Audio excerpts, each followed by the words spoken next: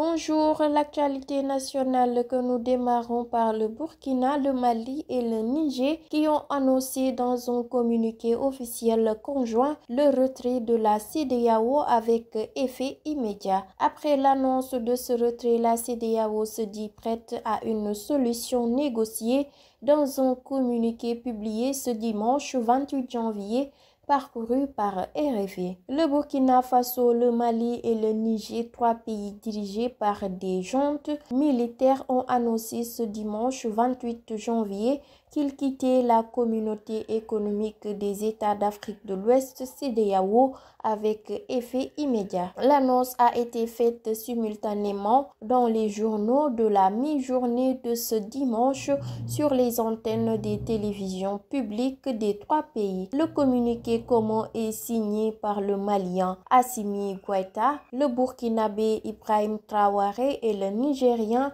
Abdourahmane Tchani.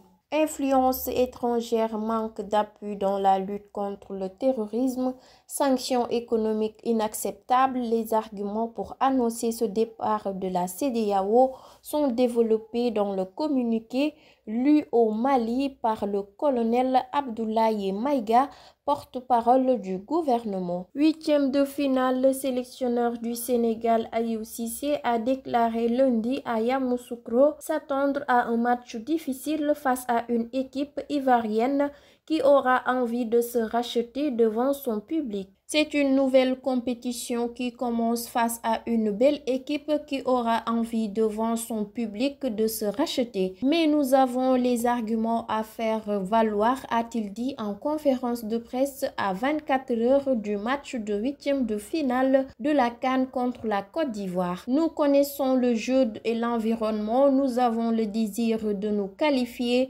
comme elle, nous sommes formatés pour défendre notre trophée, tout comme la Côte d'Ivoire est formée pour aller jusqu'au bout de la compétition, a souligné Cissé. L'équipe du Sénégal a fait un bon début de CAN, mais c'est un match difficile qui l'attend en huitième de finale, a relevé Cissé, rapporte l'APS. Il faudra gagner pour continuer la compétition ou perdre et rentrer. La Côte d'Ivoire est parmi les plus grands potentiels africains. Nous ne la sous-estimons pas, ils auront à cœur de prouver à leur public que ce qui s'est passé était une erreur, a-t-il soutenu. Ils sont venus gagner une coupe chez nous lors de la CAN 1992 au Sénégal. Nous leur avions confié une chose. Il faut qu'ils nous le rendent lundi, a plaisanté Aliou Cissé. Pour Cissé, le football est fait de défis et à partir du moment où le destin nous met en face du pays hôte, il faudra faire avec. Le football est fait de plusieurs dimensions spirituelles, mystiques et sociales et chaque dimension est importante. Nous sommes notre propre ennemi et à nous de nous concentrer. Nous sommes prêts, a-t-il dit. L'actualité nationale que nous terminons par le président Macky Sall qui a quitté Dakar ce dimanche 28 janvier pour participer au sommet Italie-Afrique prévu à Rome le 29 janvier.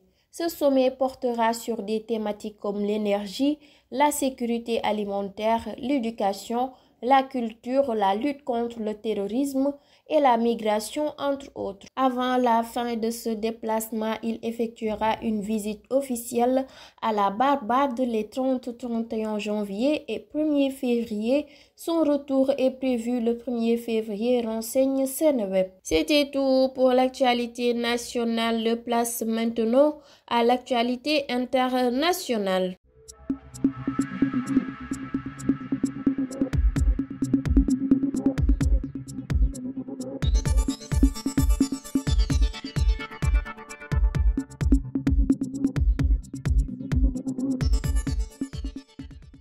Bonjour, l'actualité internationale que nous démarrons en Italie. La première ministre italienne Giorgia Meloni accueille lundi à Rome les dirigeants de plus de 25 pays africains pour parler d'égal à égal afin de trouver des accords en matière d'énergie et de migration notamment. L'Italie souhaite devenir un pont entre l'Europe et l'Afrique en assurant à la première de nouvelles voies d'approvisionnement en ressources énergétiques et à la seconde des investissements massifs, renseigne France 24. En Guinée, la presse privée est en pleine déliquescence depuis plus de 2 mois. Plusieurs radios et télés ont vu leurs ondes brouillées ou leurs antennes tout simplement suspendues, informe RFI. Cette situation qui perdure pousse déjà des groupes de presse à mettre leur personnel au chômage technique. L'actualité internationale que nous terminons au Zimbabwe, le gouvernement lance lundi 29 janvier une campagne de vaccination contre le choléra alors que l'infection se propage de façon inquiétante dans le pays. Plus de 20 000 personnes sont tombées malades ces derniers mois et 500 morts ont été enregistrés, renseigne RFI. C'était tout pour l'actualité internationale. Place maintenant à l'actualité sportive.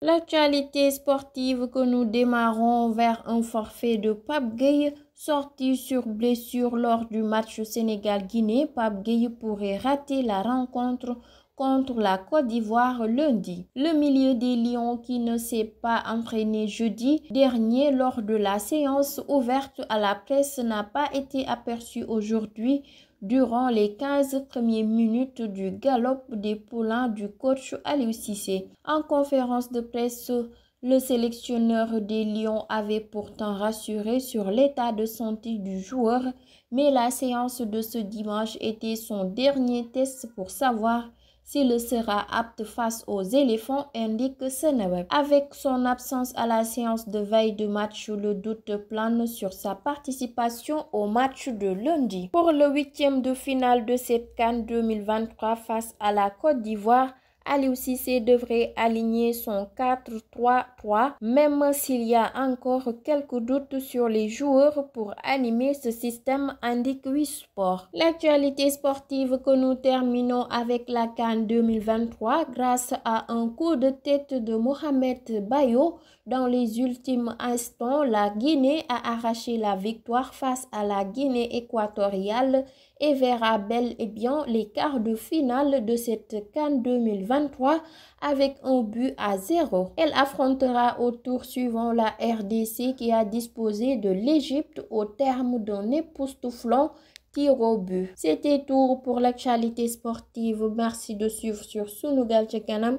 Je vous donne rendez-vous demain pour d'autres informations. D'ici là, prenez bien soin de vous.